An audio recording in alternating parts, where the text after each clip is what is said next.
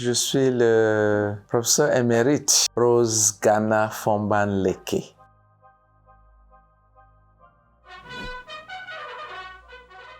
Les luttes indépendantistes en Afrique vont charrier avec elles la libéralisation des mœurs, briser les clivages d'une société psychorigide et favoriser l'émancipation féminine sous les oripeaux d'un accès croissant à la scolarisation. Amazon.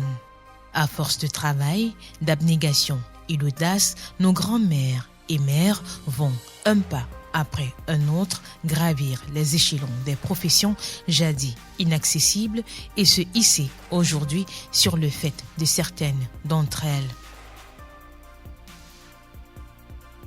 Le domaine de la recherche fleurira, aura et laurier, témoin d'une résilience dont l'écho intemporel résonne toujours dans l'éther des progrès scientifiques. J'ai beaucoup souffert du paludisme quand j'étais petit.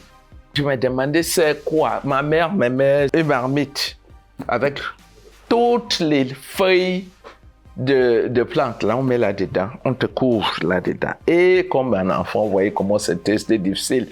Tu veux sortir, on ne veut même pas que tu sortes. C'est quoi ça qu'on dit? On dit c'est malaria. Très tôt, le cap est fixé, lutter contre la malaria.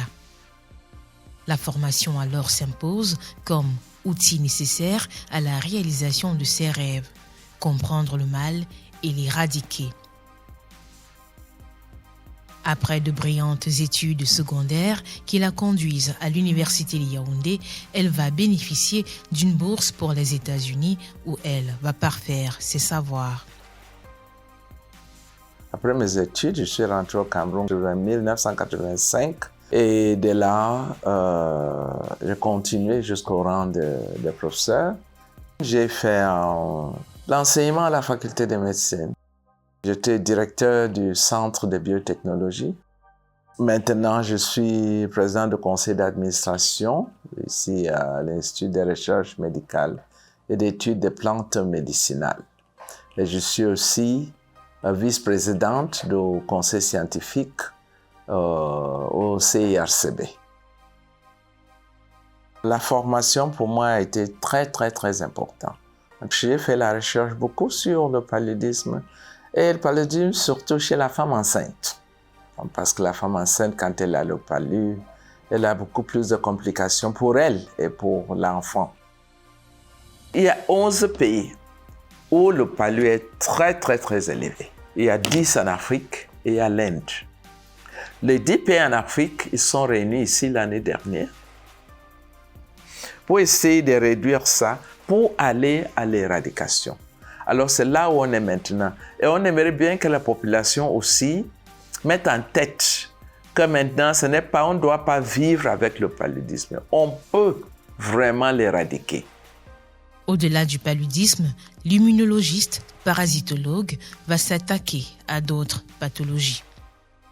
Pour polio, je suis présidente de la commission de certification pour l'Afrique.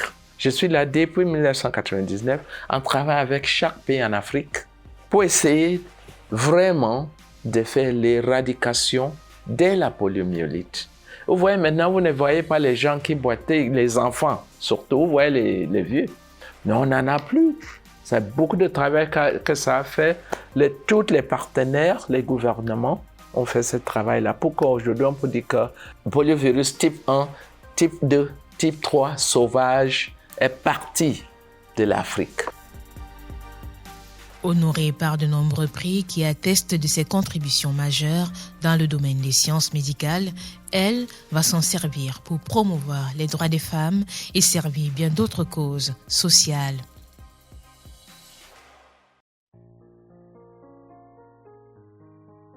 J'ai eu un prix en Kwame Nkrumah, c'était en 2011, Union africaine.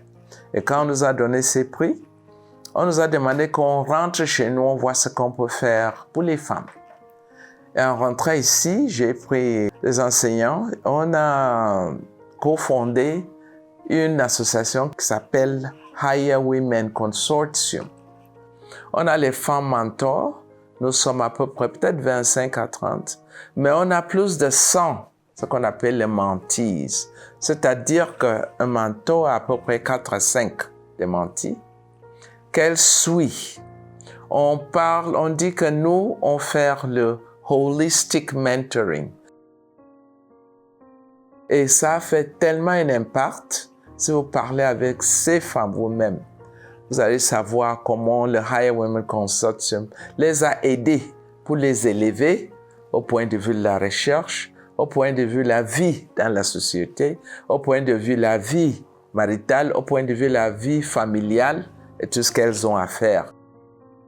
Avec les Higher Women, on va continuer dans ce sens, oui, pour pas seulement les Higher Women même, mais faire les outreach pour les enfants comme ça, les secondaires et les primaires aussi, parce que c'est important de commencer très tôt avec ces enfants-là, surtout les filles. Reine des laboratoires, modèle vivant d'autonomisation, comme héritage, ce qu'elle lègue, un rêve illimité. Je leur dis toujours, you have to do better than I have done. Que ce soit une inspiration pour nos jeunes filles, nos jeunes femmes, qu'ils voient quand même, oh, moi aussi, si vraiment le professeur Rose Lake a eu tout ce prix-là, je peux en avoir plus. Et ça va leur faire travailler. Une invite pour toutes les jeunes filles à léviter sur les monts de la recherche et de l'innovation.